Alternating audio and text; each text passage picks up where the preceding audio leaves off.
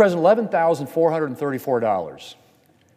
That's how much more a typical family has to spend today to maintain the same standard of living they had at the beginning of the Biden administration.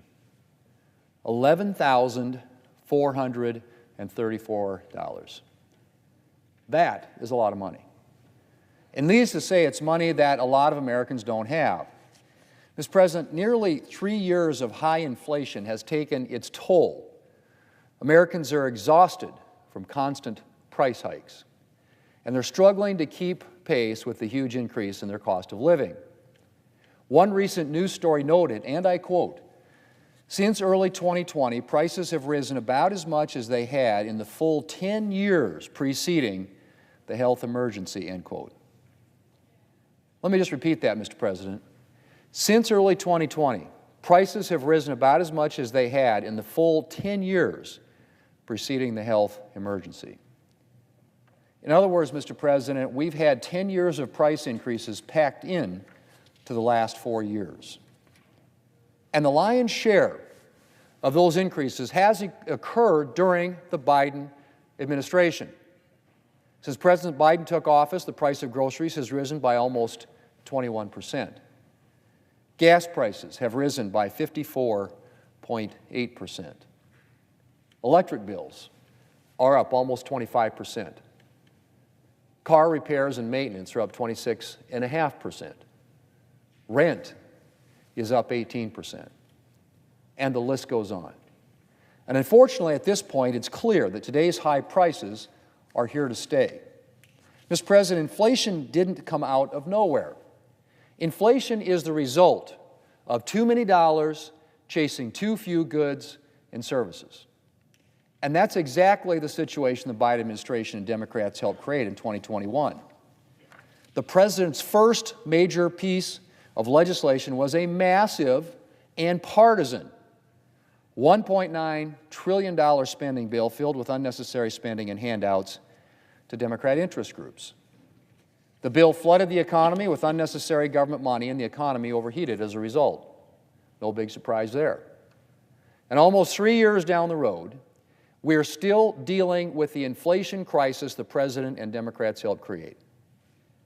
So it should come as no surprise that the President's Bidenomics pitch, his attempt to sell the American people on his economic record, is falling flat, even among members of his own party.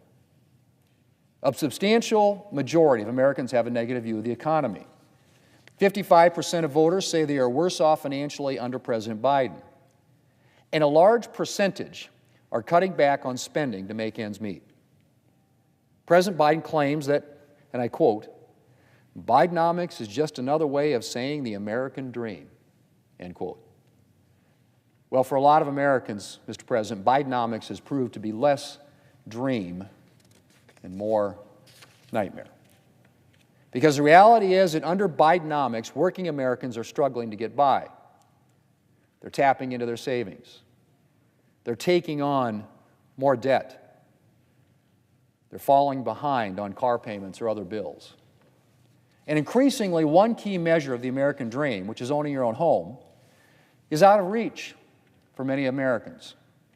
The higher interest rates the Federal Reserve was forced to put in place to help rein in President Biden's inflation crisis has meant more expensive mortgages, which, combined with higher home prices, has eroded home buyers' purchasing power. A recent NBC News article reported, and I quote, "In late 2020, the monthly mortgage payment on a typical newly sold home was around $1,100 in principal and interest. It's now about twice that," end quote. It's now about twice that. On the car buying front, Mr. President, Americans are facing loan rates last seen, as one article noted, during the Great Recession. And soaring credit card interest rates are making it difficult for Americans to afford their credit card bills, much less make progress at paying them off.